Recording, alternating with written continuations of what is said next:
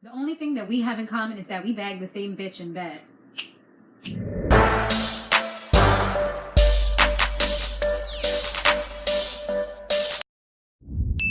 Hey, what's up? What's going on, everybody? You've now tuned in to my Empire recap. Guys, make sure that you subscribe if you haven't yet done so, and share this video wherever you like to share videos, okay? So shout out to the homie, my YouTube family, my YouTube cousin, Mike B. Definitely be sure to check him out. How you doing over there, Mike? I see you doing your thing, man. Keep it up. Happy holidays to you and the family. And yes, last week was a pretty good episode. So let's go ahead and talk about this episode of Empire. So it kind of starts off with Andre. He was singing, and I was like, wait, what's going on? Since when Andre started singing? But he sounded good, though. But it was kind of weird. But it actually was that he was having like one of his little hallucinations or whatever. He's still in the hospital. They're trying to get all the drugs out of his system because, you know, it kind of messed him up because it was the wrong prescription. See, even though, you know, you're taking these drugs and stuff, wrong prescription can definitely F you up. So Diane Dubois, Dubois, let's say it the French way. Oui, vous connaissez. So I'm like speaking Creole and French. So Diane Dubois, she's having this big ball again, and the same one that got all crazy last year, she's having it again. And I was like, dang, a whole freaking year done passed. I didn't even think it was that long. But yes, a year has freaking passed. And Angelo, he doesn't really think that it's a good idea, but she wants to proceed. She is ready to go out and show out and wear her nice little fancy gown and have all her friends there eating some cheese and fine wine, you know, drinking some fine wine. Eddie, he's leaving now, so they had a little party for him, like a going away party. He said he doesn't want to overstay his welcome. His mama taught him that from back in the days. Becky, she was acting all different and stuff, and the reason why is because it looks like she's pregnant by that rapper dude. I forgot his name, but y'all know the one I'm talking about. So I don't know what's going to happen with Becky's career now. She about to have a baby. And yeah, she looked like her hormones is all up and down. But Thirsty, he already spotted that. He already know what's going down. She tried to like say, like, what are you talking about? But he knew. Thirsty be knowing, y'all. And the crazy thing about Thirsty is that really, to be honest with you guys, when I first saw Thirsty on here, I thought that he was like a setup. I thought he was a scammer. I felt like we couldn't really trust him. But he has came through time and time again. Like, if he's crooked, he's the best damn crooked person that ever lived. I mean, because the way he done saved this family and not said a word, it's just amazing to me. That shows some loyalty, honey.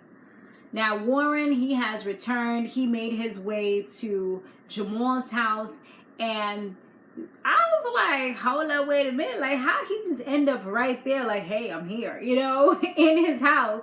But the thing, he said that he gave the doorman $10,000. If I was the doorman, I'd probably let him up too. I mean, depending on how much Jamal and them pay, I mean, it's going to take him a while to make that $10,000, and you just get it straight up. Like, you could just chill for like a couple of months. I know I could chill for like a couple of months and be good with some $10,000. Like, hell yeah, go upstairs. Just don't kill nobody. You know what I mean? But go right up. But that'll be my preference. Like, you know, start it off like, just do me a favor. Don't kill anybody. Okay?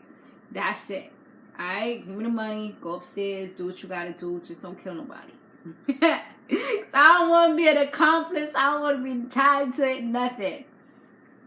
So, yeah, Warren ends up there and he's just like, Jamal was just like, what are you doing here? And Jamal wasn't feeling him, he wasn't trying to hear none of his apologies, nothing. He was like, yo, you just need to get out of here. So then he was leaving, but Warren's whole mission was that he wanted to tell him something. So I guess Jamal kind of thought about it like, damn, let me not let my ego get in the way of me finding out some vital, crucial information right now. So he let him say what he had to say, and it looks like it helped out in the long run. Angelo, he was going to the ball, but he got intercepted by Cookie, Luscious, and their little goon. So Luscious, he's back, you know, with a vengeance. He's ready. He's like, you know, he's back, the evil one. And he is like, yo, you got to sign this to pretty much say that you was part of this kidnapping scheme. And Angelo was just like, I ain't signing nothing. You know, he trying to be tough guy. And then he disrespects Luscious, talking about, yo, we both banged the same woman in the same bed. Like, whoa, really? That's what you gonna say right now? Okay. So he just pistol whipped him and he did the damn thing. Like, he made him all bloody. I bet you he ended up signing that paper though. And they took him back to the ball. They made him bring them through security because, you know, he has clearance. He's a top dog in there. And they took over that ball. I mean, they took it over. It was a wrap for Miss Dubois. Like, she looked like she's seen the ghost of Christmas past. Like, seriously. They did a rap song. You know, the love is like a drug. Yeah, they did that. They did the remix version of the one with Hakeem on it. You know, let her know, shut that down. Then Cookie, she spilled all the beans. Warren spilled all the beans. He said that they kidnapped the little baby.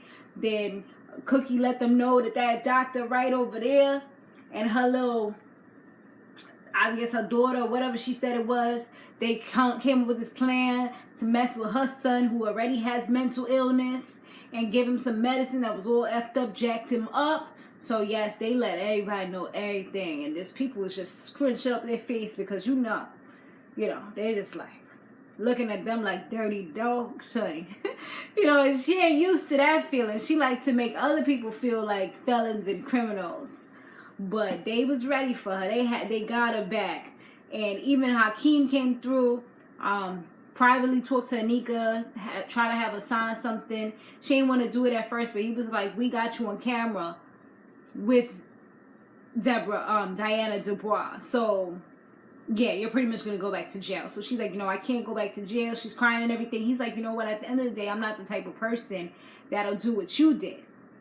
So I do want her to have a family, a mother in her life. I know what it is to be without a mother. But you still got to sign this to make sure you don't forget about this. You understand me? I was like, yo, he sunning her real quick. He let her know. Like, yo, don't play this. Don't ever try to take my daughter from me again. Boom. So Angelo, after this whole fiasco went down, Angelo, he ends up going to go find Warren. Like, he had been left because he wanted to go find Warren. If anything about the whole ball thing is that Diana, I keep on wanting to call her Deborah. Diana, she ends up getting taken away by the police. She thought the police was coming to help her out because, she got the money or whatever, but no, they was coming to take her for kidnapping. On top of that, Angelo, he's going to go find Warren so he could kill him off because he pissed off that he done snitched on the family. Because when it comes from family, it's a whole type of low. Like, that's how you know it's real. If your family's about to turn on you. So Angelo goes, finds him, points a gun at him. But at the same time, Jamal came. And I'm like, not this again. Like, Jamal cannot get shot again, man. Like, this was traumatizing for him. This messed him up mentally the last time he got shot. The last time the whole thing went down with his dad. Wasn't it? Who was about to get shot? It was his dad that was about to get shot, and he jumped in front of the gun. And ever since then, that's how he became the Jamal that was addicted to the pills and the liquor. So, yeah, I mean, like, I think those were opioids, right? Now that I think about it, like, with this whole opioid epidemic that's going down, I think that's what it was. It was pretty much painkillers that he was addicted to that had him all kind of messed up.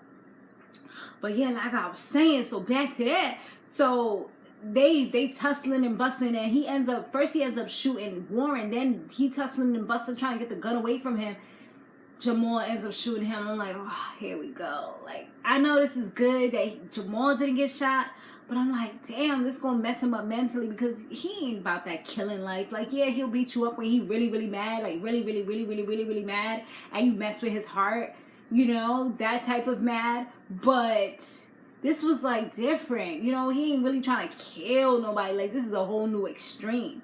Beat up and somebody's still walking, and beat up to somebody's dead, or shot somebody's dead, boom, boom, you kill him. It's like, wow, like, that's going to take a toll on him. I have a feeling that it is. And plus, I saw the commercial and it looked like it is.